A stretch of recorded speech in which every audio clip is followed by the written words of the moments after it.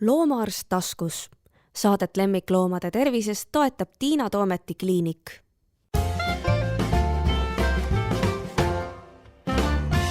Tere kuulamast podcasti Loomaarst taskus. Mina olen Tiina Toomet. Minu vastas istub armas kolleeg Helen Valk. Tere Helen. Tere Tiina. Viljandist kohale sõitnud. Kuidas on talv? Väga ilus on. Ometi on natukene jutumärkides lund ja mõnusad külmakraadid. Ja. No tegelikult ma tahan sinuga rääkida natukene Männimäe loomakliinikust ja muidugi sinust endast ja natuke veterinaariast üldiselt, aga alustame võib-olla sellest, et kuidas sa sinna Männimäe loomakliinikusse üldse sattusid? Jah, see on siis 20 aastat tagasi juba. Ei ole võimalik. Ja endalegi ootamatult 2006 oli see siis, kui läksin töövarjupäevale. Me enda koeraga käisime Männimäe loomakliinikus alates 95. aastast. Et ma olen Vändrast pärit ja Viljandisse on ikka jupp maad minna. Aga töövarjupäevale ja siis sealt edasi. Kas sa olid keskkoolitüdruk või olid veel 11. klass? Keskkool, või veel gümnaasium. Ja siis suveks juba, ühesõnaga ma ei tahtnud sealt enam ära jääda. Iga laupäev isa sõidutas mind hommikul, võttis siis viis mu Viljandisse, õhtul tuli järgi. Et olin laupäeviti, käisin vaatamas, mis seal siis tehakse ja toimetatakse ja siis juba suve ja siis läks. Siis läksidki veterinaarit õppima. No jah, ma ei imesta, karismaatiline Riina. Ja see oli kindlasti üks suur põhjus, et kui on selline toetav keskkond, kus nagu soodustatakse seda, et mine ikka õpi, kui see sind huvitab, aga kogu aeg öeldakse seda, et ega tegemist on raske erialaga ja ikka mõtle, enne kas sa ikkagi tahad seda. Aga see tahtmine oli tegelikult juba kuskil 8. klassist, et loomaarst ja kuigi mul peres ei ole keegi meditsiiniga seotud, siis Tiina Toometi loomakliiniku lood telekast vaadates oli see, mis paelus mind veterinaaria juurde ja siis see töövarju käimine veel omakorda soodustas seda, nii et oli tore. Aga Riina, meie kallis kolleeg, keda kahjuks minu hulgas ei ole enam, oli ikka väga julge, sest ta pani sind ju, mitu aastat sa tööl olnud ja ta pani sind kliiniku juhatajaks. See olid ju ikka veri noor ju. Lõpetasin 2014 ja 2016 asjaolude sunnil küll siis, et Riina tervis oli selleks hetkeks halvenenud. Alustasin ma loomakliiniku juhtimist, mis tähendab seda, et ka sellel aastal saab jällegi endalegi märkamatult 10 aastat. Need aastad on nii palju asju muutnud. Kas või selles loomakliinikus endas, sinu elus, kuidas sa nagu vaatad nüüd tagasi, et ta ei olnud nüüd päris tavaline selline Kesk-Eesti loomakliinik, ta oli ikka edumeelsem kui võib-olla paljud teised sellised, mitte pealinna või Tartu kliinikud ikkagi selliste keskmiste linnadega, et ta on kogu aeg olnud selline nagu teistmoodi, aga praegu mina lihtsalt siit kaugelt vaatan ja ütlen, vau, et kuidas see kõik nüüd on juhtunud, räägi meile natuke nendest 10 aastast siin vahepeal. Ma siis alustan juba veel natuke kaugemalt, et Männimäe kliinika loodi 92, nii et selle aasta märtsis me saame 34 aastaseks. Esialgu kliinik avati Keki ruumides, kus oli üks väike tuba ja Riina Jõgila oli siis käinud samamoodi nagu sinagi Soomes tarkuseid väikelooma vallas omandamas ja tõi neid tarkuseid sealt siis kaasa koos vahenditega, mida Eestis tol hetkel polnud. Tol hetkel kliinik toimetas ja kasvas juba siis sellel hetkel aastate jooksul. Kui mina kliinikusse 20 aastat tagasi jõudsin, siis oli kliiniku üks selline etapp, kus oli üks vastuvõtukabinet ja üks opituba ja röntgen ja ultraeli, mis väikelinna kohta tegelikult ja vereaparatuur, mis väikelinna kohta tegelikult ikkagi päris suur selline pagas. Kõva sõna juba. Ja. Aga eks selge oligi see, et ainult ennustamise või ainult käte või ainult stetoskoobiga nagu edasi ei saa. Et Riinal on olnud eluaeg selline ettevaatamise või tuleviku vaatamise suund ja selline unistamise, suurte unistuste tekkimise või vajadus. Et ühesõnaga ja see on ka see asi, mida ta tegelikult on meisse süstinud, kes me praegu Männimeel töötame, veel teda nagu mäletame või teame, et tuleb unistada suurelt ja vaadata tulevikku, sest kui sa täna mingeid otsuseid ei tee, siis aasta pärast oled sa ilmselt juba nagu hiljaks jäänud. Et aga muutunud on tõesti äärmiselt palju, et esiteks see, et kui ma siis 2006 sinna läksin, mõne aja pärast toimus seal kliiniku laienemine, nii et 2014, kui ma alustasin loomaarstina töötamist, siis me olime vanas asukohas poole suurema pinna peal kui nagu varem. Siis me seal arutasime, vaatasime, ei suuremaks kindlasti ei ole vaja ja et sellest kõigest on meile piisav ja läks aega mööda, me saime aru, et Männimeel on nii tore, et meiega tahab liituda järjest loomaarste, mis tänases Eestis on Eesti veterinaaris väga keeruline, meil on loomaarstide suur puudus, küll aga me saame täna olla õnnelikud, et meil on ikkagi hea arstide pagas. Aga et pinda jääb vähemaks ja unistused lähevad suuremaks ja küll oli see, et ei enam ei laiene, aga jah, 2 aastat tagasi me siis asusime uuel pinnal tööle, kui me enne olime 200 ruutmeetri peal, siis täna 480 peal. No ja aparatuur on täienenud, nii et see on ka ikkagi suhteliselt eriline, mis teil seal kõik olemas on. Absoluutselt ja eks seesama pinna suurenemisega tekkis see vajadus, et erinevaid aparaate on dubleerida vaja või rohkem juurde ja lisaks siis see, et nüüd aasta aega, natuke vähem kui aasta, omame me ka kompuutertomograafi, et meil on võimalus diagnostikat veel sügavamalt või nagu teatud valdkondades täpsustavalt kasutada. Aga selle kompuutertomograafi juurde tahan kohe ära öelda ka selle, et see ei ravi looma, see ei ole imemasin, et kui kolleegid meile patsiente kompuutertomograafi uuringusse saadavad, siis see on oluline teada, mida me otsime, et me ei saa lihtsalt ninast saba otsani looma sealt masinast läbi lasta, vaid tegelikult ka seal on omad piirangud, nii et me peame, kuna sellist tehnikat Eestis on veel Tallinnas ja Tartus, aga see ei ole nii laialt levinud veel, siis me peame enda kolleege ja muidugi kliente sellel alal õpetama ja koolitama. Ehk siis ei ole nii, et panen koera sinna kasti sisse, piltlikult öeldes, ega ta mingi kast ju ei ole, aga ja siis teisest otsast tuleb koer koos siis diagnoosiga välja, et nii ei ole, et peab olema mingi kahtlus. Ehk siis jõuame tagasi selleni, et vana hea üldülevaatus, kliiniline ülevaatus, käed, silmad, stetoskoop, see on kõige alus, eks ole ju? Absoluutselt, et ta on toru, et torust läbi ei tule diagnoosiga koera, kellel või kassi, kellel on silt küljes, et vaat see on diagnoos ja veel parem, et ta oleks terve.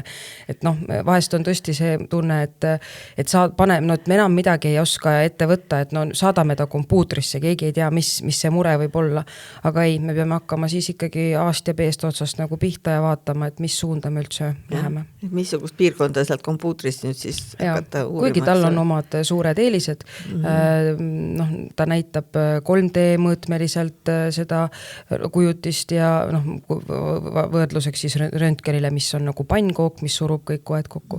Aga jah, tal on omad eelised, aga näiteks kompuutertomograafia uuringuks patsient vajab korralikku anesteesiat, et seal ei ole võimalik olla ärkvel loomal, mida vahest me röntgenpildi puhul saame ja kui meil on mõni hingamisraskusega või südameprobleemiga või neeruprobleemiga loom, siis need kasud ja kahjud tuleb enne hinnata. Me jõudsimegi nüüd selle nii-öelda veterinaaria tehnilise pooleni, mis on tohutult arenenud, isegi sinu ajal, aga rääkimata sellest, kui mina alustasin. Ja mulle endale, aga see võib olla ka seepärast, et ma olen juba selline eakas inimene, et on seal omad plussid ja miinused. Kas sa ka saad vahel sellest niimoodi aru, et loomulikult on hea, et veterinaaria on arenenud, aga vahete vahel võib-olla me jätame tänu sellele midagi tegemata või teeme teisiti, kui me oleksime teinud siis, kui meil neid võimalusi poleks olnud? Jah, siin on väga mitu tahku. Veterinaaria on arenenud, võimalused, inimesed soovivad enda loomadele rohkem teha, nad võimaldavad seda, sest lemmikloom täna on pereliige, mitte enam lihtsalt loom õues kuskil ketis keegi. Aga see on loomaarsti teenuse selline kättesaadavus on ühest küljest nagu paranenud, et meil on võimalik rohkem teha, aga teisest küljest võib-olla mõned omanikud jätavad midagi tegemata, sest neil ei ole kas seda looma võimalik kliinikusse transportida või rahaline probleem või veel miljon muud asja, mis tegelikult tekitavad selle olukorra, et lisaks sellele, et me vajame kindlasti diagnostika võimalustega loomakliinikuid ja 24/7 kliinikuid, on seal maapiirkonnas, me näeme ikkagi ka seda, kus inimesed vajavad sellist võimalust, et omanik saaks kutsuda loomaarsti koju, kes teeks üks esmase ülevaatuse, mis muidugi tekitab jällegi sellist kaheti tundeid ka loomaarstide seas, et ühest küljest sa tahaks ju ka seal kliinikus registratuurileti taga seda loomaomaniku aidata, et anda midagi kaasa sellist esmast, et tõesti suur koer autosse pole kunagi harjunud tulema, ei saa tulla kliinikusse, aga see tekitab meis selle teise tahu või toob meile see teise tahu, et kui selle loomal on mingi probleem, mis tõttu ei saa talle näiteks seda ravimit, ütleme valuvaigistit kasutada, siis ja ütleme, seal on neeruprobleem taga, siis ja me anname selle ravimi ja loom saab neerupuudulikkuse, selle tagajärjel sureb, siis on see loomaomanik see, kes tuleb kaebab, et mis on tehtud, miks on nii tehtud, et miks ei ole teostatud läbivaatust, ülevaatust, kuigi sa tahtsid seda looma nagu aidata. Ja ega see seadus meil ka ei luba. Valuvaigistid on ju meil praktiliselt kõik veterinaarias kasutavad valuvaigistid on ju retseptiravimid. Ja kui me nüüd seadusele otsa vaatame, siis me ei tohi ju retseptiravimit üldse väljastada, kui me ei ole looma üle vaadanud. Absoluutselt. Ehk siis, et me oleme siis nagu natukene nagu sellises kehvas kahvlis, aga tõesti, nagu sa ütlesid, et on inimesi, kelle jaoks juba mingisse linna loomakliinikusse minek on, kas see koer ei tule autosse, ei saada kassipuuri, eks ole, B, see võib ka tunduda nagu hästi suur, keeruline ja kallis, et selles mõttes mina näeksin küll suure rõõmuga, kui meie maal töötavad küll suurloomaarstid ikkagi nagu esmatasandil suudaksid aidata neid loomi. Samas alati viidates, et kui omanik tahab, et see kliinikus tehakse teile uuringud ja tehakse nagu põhjalikumad tööd, on siin käejala juures, aga kui see inimene ikkagi ei lähe, siis ei saaks ju nagu looma abita jätta, eks ole. Ja looma heaolu seisukohast on see kindlasti oluline, et oleks oskused sellel nii-öelda doktor Herriotil, kes tuleb lehma ravima või hobust vaatama, et ta oskaks natukene midagi öelda selle kassi või koera probleemi kohta. Vaataks üle, mõtleks ja annaks need valikud, sest tegelikult ka loomakliinikus vastuvõtul on omanik, kes tuleb, ütleb, ei, siit maalt läheb mu rahaline võimekus, ma ei saa seda uuringut teha, me ei tee seda, aga ma annan talle valikud, mida me saame teha. Ja see sama on ka selle nii-öelda maaloomaarsti puhul, kes siis läheb sinna kohale koju, et me saame teha sellist asja, siin on need riskid, me ei võta vereproove, me ei tea, kas siin võib olla mõni allolev probleem, kui olukord ei lahene või läheb hullemaks, siis tuleb igal juhul loomakliinikusse pöörduda. Õnneks on see, et meie suurloomaarstid on avaldanud soovi saada natukene juurde teadmiseid väikelooma vallas, et nad saaksidki alustada selliste esmaste kas diagnostika lahenduste pakkumise või siis üldse, et nad teaksid, mida soovitada. Ja võib-olla kas või ka seda, et kuhu minna. Sellepärast, et ka ega Eesti veterinaaria on ju hästi selline laiapinne, et on sellised kliinikud, kus on tõesti väga suur diagnostika võimalus, on teised, kus on natuke väiksemad ja võib-olla isegi kui sa esmalt ei lähegi sinna, kus on nüüd kompuuter, eks ole, või mingisugune endoskoopia võimalus, et ka oskaksid nagu saata kuhugi, et oleks ikkagi nagu see abi nagu saadaval. Sa ütlesid, suurloomaarstid on huvi tundnud, et me jõuame selle meie järgmise teemani, millest ma tahtsin ka rääkida, et sa kuulud Eesti loomaarstide koja, kuidas nõukogu on ja nõukogu. et seda loomaarstide koda on nüüd olnud 2 aastat, muidugi mitte nii, et meil enne üldse ühendusi ei olnud, aga lihtsalt see on nüüd natuke uuem versioon, et mis sa selle 2 aasta kokkuvõtteks oskaksid öelda? Loomaarstid on Eestimaa loomaarstid ühinege, kas see on toimunud? No jaa, et meil oli siis Eesti Loomaarstide Ühing ja Eesti Loomaarstide väikeloomaarstide selts ühinesid 2 aastat tagasi ja sealt tekkis siis selline suurem ühine loomaarstide rinne. Ma olen olnud selle loomaarstide koja asepresident 2 aastat ja minu peamiseks vastutusalaks on olnud siis erinevate toimkondade loomine, nende liikmetega suhtlus ja selle toimkondade töö nagu natuke suunamine või siis info kokku kogumine, mida nõukokku tagasi tuua. Et kui varasemalt on ikka mittetulundusühingutes ja vabatahtlikkuse alusel töötavates organisatsioonides nii, et töötab siuke väike tuumik inimesi, 5-10 inimest, kes sinna väga tihedalt panustavad, samas tunnevad, et nad on nagu üksi selles asjas, siis eks see oli ju ka meie eelmistes organisatsioonides selline. Mis selle muutuse tagajärjel või liitumise tagajärjel on tekkinud, on see, et meil on selline 10 toimkonna ringis, mõni tuleb juurde, mõni lõpetab tegevuse, kui ta on saavutanud enda eesmärgi, mis oli see mõte. Ja sellega seoses meil tegeleb umbes 70 inimest, kes toimkondades on. Muidugi seal on inimesi, kes kattuvad mitme toimkonna vahet, aga umbes 70 inimest on need, kes mõtlevad kaasa. Kindlasti on see väga palju parem kui 5-10 inimest. On olnud päris suur väljakutse need 2 aastat, sest eks ikka on nii, et uus asi on vaja käima lüüa, natukene on vaja sinna mõelda, et kuidas see siis peaks minema. On olnud üsna pingeline, et leida nagu see parim väljund, aga ma arvan, et kõik inimesed, kes on sellega seotud, on enda oskuste mõttes nagu parima andnud. Ja ma arvan, et hetkel me oleme heas seisukohas, kust nagu edasi liikuda. No see on juba minu meelest väga suur asi, et sina ei ole pidanud looma neid toimkondi, eks ole ju, et sa nagu koordineerid seda ainult, et need toimkonnad on nagu tekkinud alt ülespoole. Et see on olnud selline vajadus, et nüüd on siin meil veterinaarias mingi asi, mis oleks vaja ära korraldada ja sellega siis tegeletakse, et meil siin paar saadet tagasi rääkisime Jaana Jänesega, kes oli vaktsineerimistoimkonna eesotsas, et katsume siis ühildada oma seisukohad, eks ole.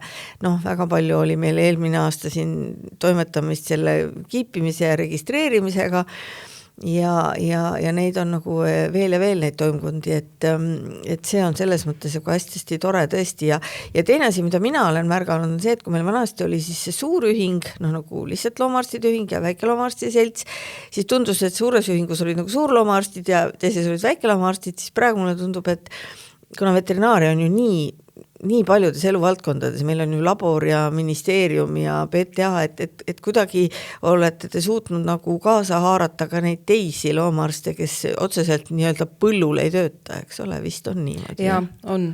Ja see tegelikult on, mina olen väikeloomaarst, ma tean kassidest, koertest ja sellest valdkonnast rohkem, aga see sama koja tegevus, mis me praegu teeme, on nii palju ikkagi mõjutanud, et kui oli sigade Aafrika katk, siis me pidime endale, kes ka igapäevaselt sigadega ei tegele, me peame selle valdkonnaga endale nagu rohkem selgemaks tegema. Ja kõik need probleemid, mis puudutavad ametkondade töötajaid, need on ka meile olulised teemad ja see laiendab silmaringi. Saad paremini mõista enda kolleege, kelle peale vahest oled mõelnud, et mida nad seal ministeeriumis teevad. Ja siis, kui sa seda nagu köögi poolt näed, kuidas need asjad toimuvad, tegelikult on täitsa kahju vahest neist, et neil on väga raske. Saad aru, et teevad täitsa tõsist tööd ja mitte meie kiusamiseks, vaid selleks, et ikkagi oleks see veterinaariamaastik oleks natukene nagu selgepiirilisem ja oleks lihtsam töötada, eks ole. Ja kui meid on nüüd nii palju, meid on üle 400 liikme, me oleme koondunud, meie hääl on kindlasti tugevam, meid kutsutakse laua taha, me saame koos arutada ja me oleme ka need, kes saavad anda ettepanekuid selleks, et mida siis praktiku vaatest saaks parandada või muuta. No sellega seoses, kui häälest juttu tuli, siis eks me siin ikka vahepeal karjusime hääle ära peaaegu suvel, kui oli see kiipimise ja registreerimise teema, ja vahepeal siis poliitikud tahtsid kassid jätta siis sellest kohustuslikust kiipimisest ja registreerimisest välja, ega me praegu ka muidugi ei tea veel päris täpselt, kuidas see olukord on, eks ole ju. Jah, senikaua kuni Riigikogus pole aamer löönud, siis senikaua on kõik lahtine. Aga küll on see, et me oleme tõesti mitmetel kohtumistel ministeeriumis suhelnud erinevate osapooltega ja üritanud leida seda ühesõnaga seda teed, kuidas selgitada, miks on oluline, et loomad oleks, kassid-koerad oleks kiibitud ja mitte ainult kiibitud, vaid et see kiip oleks ka registrisse kantud ja sellisesse registrisse, kust on võimalik ka omaniku kontakti saada. Mitte, et on valla mingis ruudulises kaustikus on lihtsalt kirjas. Ja. Sest selliseid olukordi tõesti, või see on ka, kuna kohalikul omavalitsusel on registripidamise kohustus, siis tema otsustab, kuidas ta registrit peab, kas see on tema tööarvutis Excelis või kuskil lauasahtis ruudulises kaustikus. Aga meil on ikkagi oluline ju see, et kui on kiip ja me selle kiibitud looma leiame ja see kiip on registrisse kantud, mida on võimalik avalikult kontrollida, siis see tähendab seda, et me saame omanikule teavitada nii, leidsin teie looma, mitte et ta on 1, 2, 3 päeva varjupaigas ja siis otsitakse.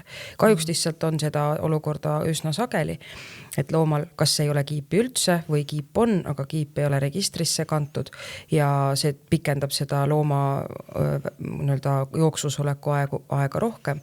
Ja mõtleme selle peale jällegi looma heaolu seisukohast, sa oled võõraste inimestega, võõras kohas, selle asemel, et võiks oma omaniku juurde tagasi saada, et see on oluline. Seal on 3 osapoolt, et vaene loom, kes on seal võõras kohas, eks ole, siis on meil vaene omanik võib-olla, kes kuskilt otsib ja ei tea, sest et registreid on 2, eks ole, varjupaikasid on väga palju ja me teame, et koer ja ka kass tegelikult on võimeline väga pikki vahemaid läbima, et ta on võib-olla juba 3. valda jõudnud omadega.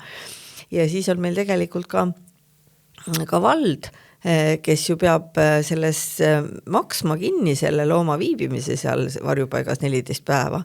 Kui ta oleks kiibi ja registriga ja ta leitakse omanik 1 päevaga üles, siis tegelikult päris suur ports raha jääks alles, eks ole. See on väga suur, koerte puhul õnneks küll vähem, sest rohkem koeri on kiibitud, kassidega on see probleem väga palju suurem. Ja seetõttu tekkis ka see koht, et kui tekkis oht, et kassid võivad sealt kohustusest välja jääda, siis see oli see, miks Loomaarstide Koda just eriti nagu häält tõstis, et kuulge, kassidega on meil suuremad probleemid. No igatahes siiamaani, kui veel ei ole mingid päris üleriigilist kohustust, sest osades omavalitsustes see kohustusi on, siis paneme ikka kõigile südamedele, nii omanikele kui ka loomaarstidele, et kui see kiip ikkagi pandud on ja oleks tore, kui oleks pandud, et palun, et registreerige oma loomad ära, et me hakkasin praegu seda tehnikat siin seletama, et kus seda teha saab, et seda saate oma loomaarsti käest küsida või oma valla inimeste käest, aga et nad tõesti oleks registreeritud. Aga selle juures nüüd küll on juba uuest aastast ja jõuludest on aega mööda läinud, aga võib-olla peabki hakkama aasta alguses seda juttu rääkima, et neid kadumisi, eriti koerte puhul ikkagi tekib väga palju tänu sellele, et nad kardavad ilutulestikku ja pääsevad kusagil jooksu. Ja siin on kõlanud selliseid, ma ikka loen siis sotsiaalmeedia postitusi ka, et omanik on ise süüdi ja miks ta oma koera kinni ei hoidnud ja nagu ma tean, siis sinul on pauguarg koer, et võib-olla sa saad nüüd puust ja punaselt seda natukene ette näidata, et see ei ole üldse lihtne elada see talvine aeg selle pauguara koeraga. Ja, sest minu koer alates oktoobri lõpust, novembrist kindlasti, kui väljas on pime, siis õhtuti õue minemisega unustage üldse kõik variandid ära, ta lihtsalt keeldub ukse pealt välja minemast, sest temale seostub pimedus paugutamistega. Ja paugutamised äike on siis see, mida samamoodi kardab. Ta on paanikas, ta poeb pimedasse ruumi, kus vannitoa kuskile nurka, voodi alla, väriseb, ilastab, ta väriseb üle kere. Ehk see on talle füüsiliselt kurnav. Ja muidugi see on keeruline, sest see kestab mitu kuud. Et kui me räägime ilutulestikust, mida lastakse, ütleme, 27. detsembrist 2. jaanuarini, siis see on see periood, kus ma saan teha midagi Saad sellel ravimeid perioodil anda. ja aga esimesed paugutamised on sellised ootamatud, on ju, oktoobri lõpus ma tihti veel ei mõtle selle peale, et kas nüüd tuleb, keegi laseb pauku, detsembris võid selle peale juba mõelda, aga jalutame õues, nii kui on see üks mürakas käib kuskil ära, siis otsejoones kodu poole, saba jalge vahel, hingeldab, ta tunneb ennast väga halvasti. No ja siin ongi tõesti see, et me ei saa neid ravimeid anda nii pikalt, nii pikk periood ja kui ta sul, eks ole, niimoodi kardab, okei, sul on väike koer, sa võtad kaenlasse ja viite õuepissile. Ja samas kogu aeg kartes, et kui see pauk selja tagant tuleb, ehkki ma kujutan ette, et sul on võib-olla turvarihm ja turvatraksid ka veel igaks juhuks, aga see ei ole kunagi 100% kindel, et ta ei tõmba ennast kuskilt lahti. Aga kui me mõtleme, et loom ei lähegi välja, mis me siis teeme, hoiame siis terve detsembri koera toas, et teeme talle siis toanurka mingisuguse pissi koha või see ei ole ju võimalik, eks ole ju. Absoluutselt, see on keeruline ja üks asi on tõesti see, et sa lihtsalt vead jõuga ta välja või käid valges ära õues, aga ka valges võib olla, et mõni koolilaps tuleb kuskilt ja saab oma need paugukesed ja paugutab ja see ehmatab. Jah, meil on nii kaelari, millel on küljes nii-öelda GPS, millega ma saan siis leida, kui ta peaks kuskile minema, on traksid, aga see traksid ka ei tähenda seda, et ta kuskilt välja ei poe. Ja eks see ongi, kuigi tavaliselt aastavahetuse kandis on neid kaduma läinud loomi nagu rohkem ja leitud, siis ma ütleks, sellel aastal võib-olla inimesed on juba olnud teadlikumad, et tean, et Viljandi varjupaik oli hullemaks seisukorraks valmis, et see asi ei olnud nii hull nende kaduma läinud loomadega. Aga probleem on, ega ma ei oska ka öelda, mis see kõige õigem lahendus sellele asjale on, et näiteks mina kasutan aastaringselt sellist stressi leevendavat kaelarihma, mis sisaldab feromooni, sest et iga see müts või pauk võib tulla igal hetkel. Äike suvel, eks ole. Aga ja ongi, aastavahetuseks ma kasutan tugevamaid ravimeid, mis võtavad ära talt selle hirmu, kus ta lihtsalt magab ja nagu sa ütlesid, ei ole võimalik seda kasutada mitmeid kuid, et tegemist on ikkagi tugevamate ravimitega, aga me saame selle aja üle. Nüüd on tehtud rahvaalgatus, mis kutsub üles siis keelustama ilutulestiku. Ilmselt see ei juhtu nii pea, ja võib-olla see ei ole ka nagu päriselt nii tähtis eesmärk, aga nii palju lihtsam oleks, kui see ilutulestik tõesti toimukski mingil teatud konkreetsel ajal, 31. öösel, siis teavad nagu need loomaomanikud valmis olla, samas kui ma mõtlen metsloomade peale ja lindude peale, nende jaoks on see ikka hirmus. Aga just see, et igaüks saab osta selle patarei ja suvalisel ajal taevasse lasta, et see on nagu halb, et sellega tuleks ilmselt natuke katsuda võidelda ja teine asi on see, et võib-olla suhtumist üldse sellesse. Ja ilmselt küll, et vaadates minu maja taga on kaubanduskeskus, kust on ka võimalik olnud osta ilutulestikku, siis need koolipoisid tulevad oma seljakottidega, paugud käes peale kooli, nad teevad lihtsalt pulli. No muidugi. Neil tahavad elada lapse elu ja neil tundub, et see poistele on kärts-mürts tore. Ikka on, muidugi. Aga jah, ma elan seal samas, kus mul on see paukukartev koer, siis see tekitab nagu kahetised tunded, et ma kindlasti ei ole see tüüp, et ei ilutulestikku ei tohi üldse lasta, tal on oma aeg ja oma koht ja kuidagi me peame ühiskonnas leidma need kokkulepped, kuidas me seda laseme, sest et see mõjutab väga paljusid. Ilutulestik on väga ilus, tõesti teda on ilus vaadata, aga sinna juurde, kui ma ei elaks sellise koeraga koos, kellel on see probleem, siis tegelikult ma arvan, et ma ei oskaks seda niimoodi nagu hinnata, et iga kord tekibki see seos, kui sa selles asjas nagu ise ka suhtestud. Et aga midagi on vaja nagu ühiskonnas tõesti ja tõesti nagu sa ütled, et kas see keeld aitab, et see keeld, et me keelame kõik ära, pole alati nagu reegel või ainult asi, mis toimib, aga kuidas me saaksime nii, et me mõtlemegi selle peale, et teeme teatud perioodil peale jõule, võtame selle aja ja inimesed teavad arvestada, hoiavad oma loomi kinni, kuigi jah, ega kui keegi tahab vaielda, siis äikest tuleb ka suvalisel hetkel, me ei saa äikest ka ei keelustada. saa jah, aga võib-olla just see, et me nagu ühiskonnaga otsustame, et see iga hetk paugutamine ei ole okei. Sest mul ikka tuleb pähe nagu see näide, et omal ajal, kui mina olin laps või ka selline nooruk või noor inimene või kui ülikooli ajal, ma ei mäleta, et keegi oleks oma koera järel korjanud väljaheiteid. Ma arvan, et kui keegi seda tegi, siis see oli nagu mingi imelik tüüp ilmselt. Ja nüüd me ei kujuta ju ette, et seda ei tehtaks.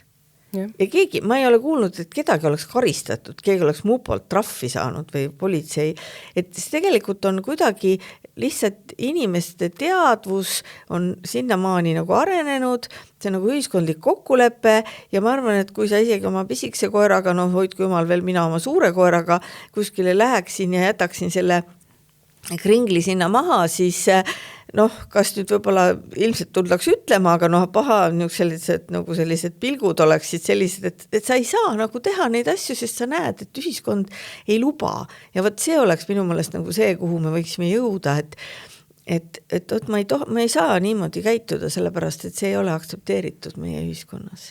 Ja, sest siin võtta ka nagu mitu aspekti.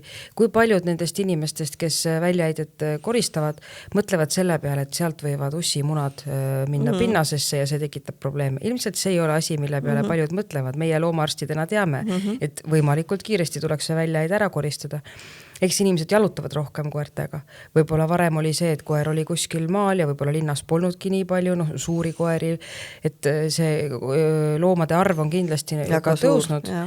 Aga võt siis ongi nii, et kui me arvestame juba nende väljaheidetega selle pealt, et vastik on astuda sinna sisse, kui sa ei tea, mis seal lume all on, siis mõtleme nagu ka teistpidi, et sellel koeral, kes pauku kardab, on ka vastik, kui see mürts tuleb tema selja taga, nii et ta ei tea, mõtleme üksteise peale. Et rohkem üksteisega arvestamist, et siis on kohe ju kõik palju toredam. Väga tore, et sa arvestasid minuga ja tulid Viljandist kohale ja me saime sinuga sellise toreda pooltunni veeta. Ja aitäh ja jõudu jaksu siis kõikides tegemistes ja muidugi seal eriti seal loomaarstide kojas, nii et võib-olla kuuleme sealt ka mingid uudiseid veel. Aitäh kõigile!